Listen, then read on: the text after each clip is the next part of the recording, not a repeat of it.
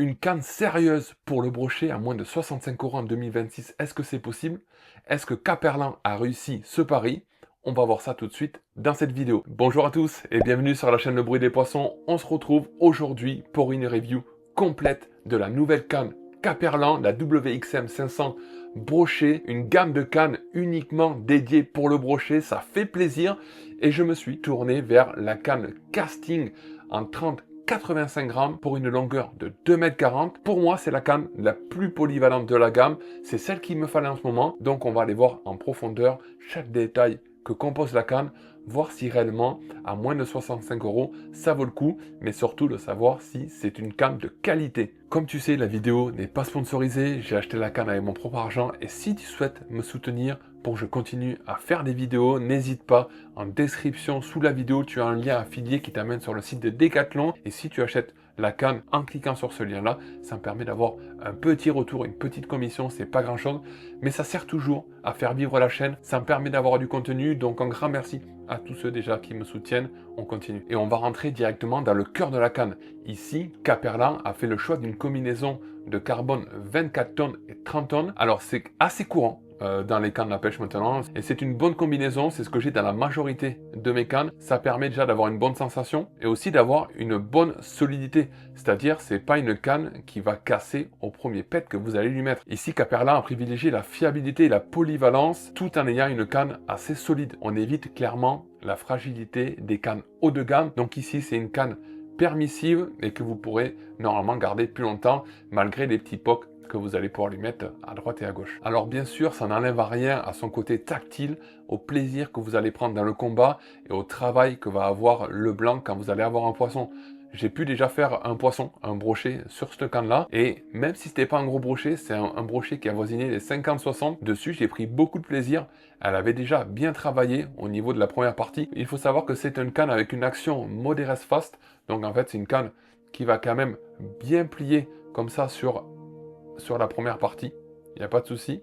Donc en fait, c'est aussi une canne qui va nous permettre d'avoir une bonne sensation sur les poissons de taille modeste. Donc même avec un poisson comme j'ai pu l'avoir de 50-60, on prend déjà beaucoup de plaisir. Cette action modérate fast, moi c'est une action que j'aime beaucoup aussi, puisque ça me permet lorsque je lance mes leurres, une canne qui réagit bien, qui se compresse et qui renvoie bien le leurre et qui catapulte bien, ça permet de moins forcer et on fait bien travailler la canne. Mais une chose à savoir, c'est que sur la plage basse de la canne, c'est-à-dire entre 30 et 40 grammes, il est difficile d'amener le blanc dans sa compression maximale, donc c'est difficile de projeter ces leurres qui sont un peu plus légers. Par contre, dès qu'on arrive sur la plage de plus de 50 grammes jusqu'à 85 grammes, là la canne rentre vraiment en compression et on a vraiment un bon effet de catapulte, et c'est là où la canne exprime tout son potentiel, c'est là où le blanc s'exprime le mieux lorsque vous voulez catapulter les leurres. Donc c'est pas impossible bien sûr de pêcher avec des leurres plus légers, d'autour de 30 grammes, il n'y a pas de souci, c'est juste que ce sera moins adapté pour les propulser le plus loin possible et rentrer vraiment la canne en compression comme je vous le disais. On va maintenant passer sur une autre partie importante de la canne, ce sont les anneaux. Donc là on est sur des anneaux de la marque Seaguide et on est sur une version moyenne gamme plus. Je m'explique. On est sur des anneaux avec une armature en inox, donc déjà une armature qui ne va pas rouiller, qui ne va pas corroder avec le temps. Donc ça c'est un très bon choix. Et ensuite on est sur de la céramique zirconia. Il y a différentes qualités de céramique et celle-ci déjà a une capacité à ne pas surchauffer avec la tresse qui passe dessus, avec le frottement de la tresse. Donc déjà un très bon point, et notamment elle a une dureté supérieure à ce qu'on trouve dans toutes les cannes de ce prix-là, qui va éviter les éclats dès qu'on va la taper, dès qu'elle va prendre un petit pet. On va éviter que la céramique se casse, et aussi pour le long terme, on va éviter qu'il y ait des rayures, de l'abrasion, etc. pour ne pas abîmer votre tresse. Là, un très bon choix, clairement assumé par Caperlan, le modèle vraiment milieu de gamme plus de chez Seaguide. Donc là, je suis vraiment étonné de retrouver ces modèles-là sur cette canne-là, et déjà de savoir que sur les anneaux, on y met le prix, on y met la qualité, ça donne vraiment confiance en la canne, clairement. Moi, c'est un point que je regarde vraiment énormément maintenant, les anneaux. Lorsque j'achète une canne, je fais extrêmement attention à la qualité des anneaux, pas que à la marque, puisqu'il y a quand même une large gamme, ça va de l'entrée de gamme au très haut de gamme, autant chez Fuji que chez Seaguide. Et là, vraiment, j'ai été surpris de voir le choix de la gamme utilisée pour cette canne-là, je le répète, à moins de 65 €. Donc, de très bons points de marquer par Caperlan sur le choix des anneaux. Donc, on va pouvoir continuer, mais déjà, ce qu'on voit, c'est carré. On voit aussi que les ligatures qui maintiennent les anneaux sont très bien finies. Regardez ces jolis plans que je vous fais. Il y a en plus un petit détail vraiment sympa. Sur le premier anneau et les premières ligatures, on voit le fil à ligature doré dessous le vernis. Très joli. Voilà le petit détail classe et sobre. On voit vraiment que le vernis passe bien dessous les anneaux, dessous les pattes. Donc en fait, il n'y aura pas d'humidité ou d'eau qui passeront dessous pour oxyder par-dessous les pattes. Même si c'est de l'inox, c'est toujours bien d'avoir une ligature très bien finie. Donc là, franchement, rien à redire.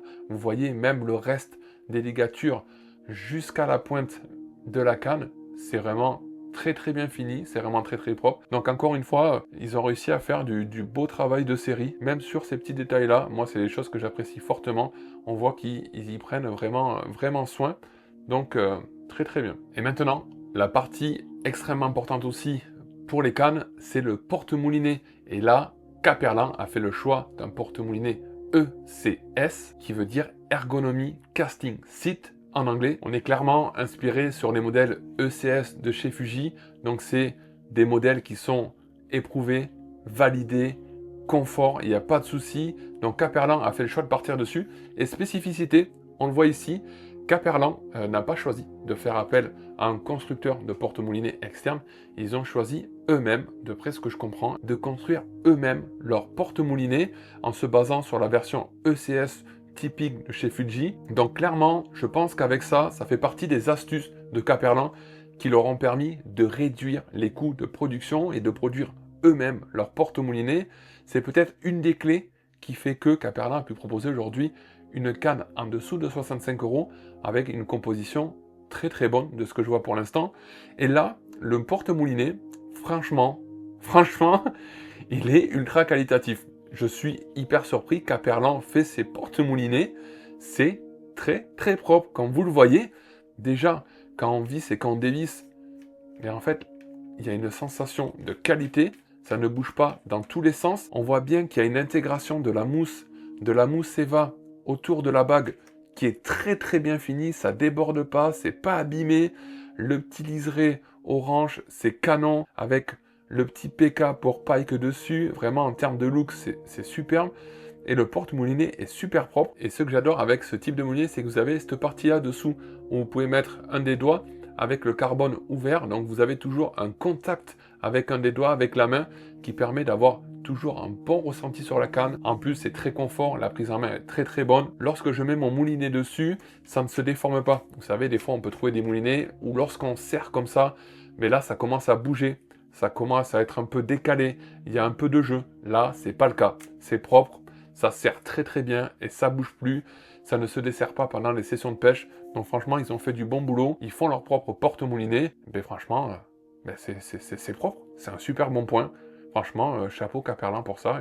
Il faut savoir le dire. Et j'en profite, tant qu'on est sur le porte-moulinet, voilà, juste je vois le début de la première section. C'est magnifique.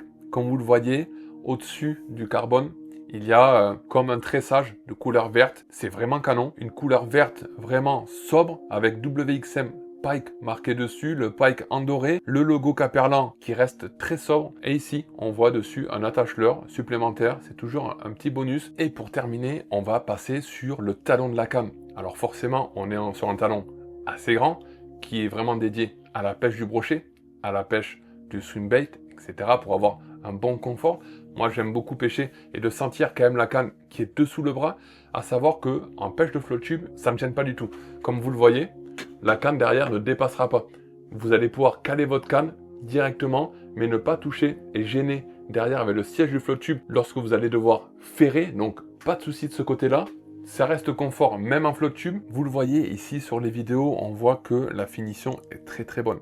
La mousse Eva est super propre. Les découpes sont vraiment parfaites, que ce soit au niveau du porte-moulinet ou que ce soit vraiment sur le début du talon. C'est très bien fini et très bien découpé. Et on voit même le joli petit détail au tout début des talons, c'est qu'il y a du liège. Et ça, c'est la petite surprise. Et le liège qui est très propre et qui est très bien découpé et qui revient vraiment parfaitement au même niveau que la mousse Eva.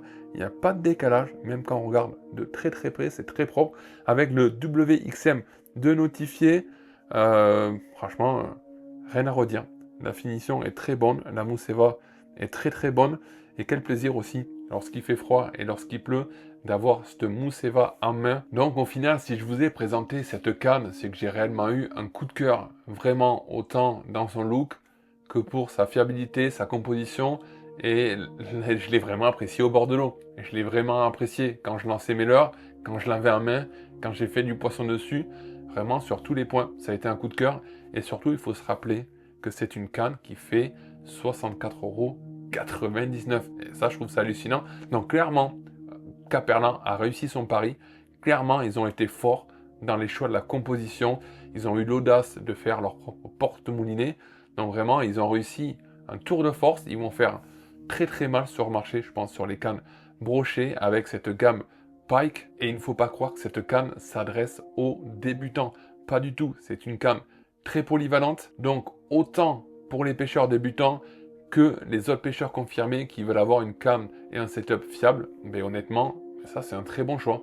Sans se ruiner, vous avez une canne fiable qui devrait durer dans le temps de par la composition que j'ai pu constater avec vous aujourd'hui. Si la vidéo t'a plu, comme d'habitude, n'hésite pas à t'abonner, à mettre un commentaire, à mettre un pouce, bref, à m'aider pour que la vidéo soit le plus propagée sur YouTube. En tout cas, je te dis à très bientôt pour de nouvelles aventures au bord de l'eau ou dans ma cabane de pêcheur.